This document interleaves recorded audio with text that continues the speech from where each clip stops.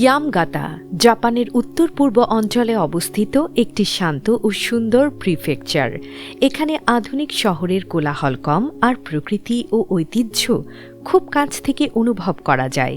যারা জাপানের আসল সংস্কৃতি দেখতে চান তাদের জন্য ইয়ামাগাতা একটি দারুণ ভ্রমণ গন্তব্য। ইয়ামাগাতা পাহাড়, বন ও নদীর জন্য বিখ্যাত।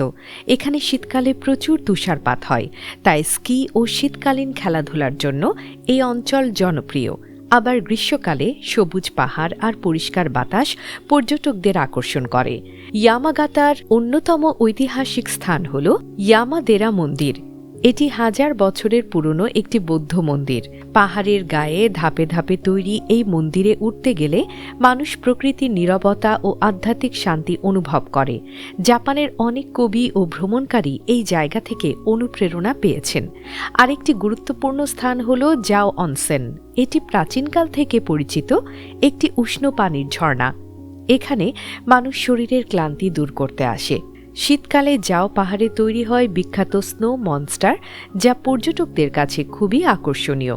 ইতিহাসের দিক থেকে ইয়ামাগাতা একসময় সামুরাই সংস্কৃতির অংশ ছিল। এখানকার পুরনো শহর ও দুর্গের ধ্বংসাবশেষ সেই সময়ের কথা মনে করিয়ে দেয়। স্থানীয় উৎসবগুলোতেও জাপানের ঐতিহ্যবাহী জীবনধারা দেখা যায়। সব মিলিয়ে ইয়ামাগাতা হলো এমন একটি জায়গা যেখানে প্রকৃতি, ইতিহাস ও শান্ত জীবন একসাথে মিশে আছে। যারা ভিন্ন স্বাদের জাপান দেখতে চান তাদের জন্য ইয়ামাগাতা নিঃসন্দেহে একটি বিশেষ অভিজ্ঞতা।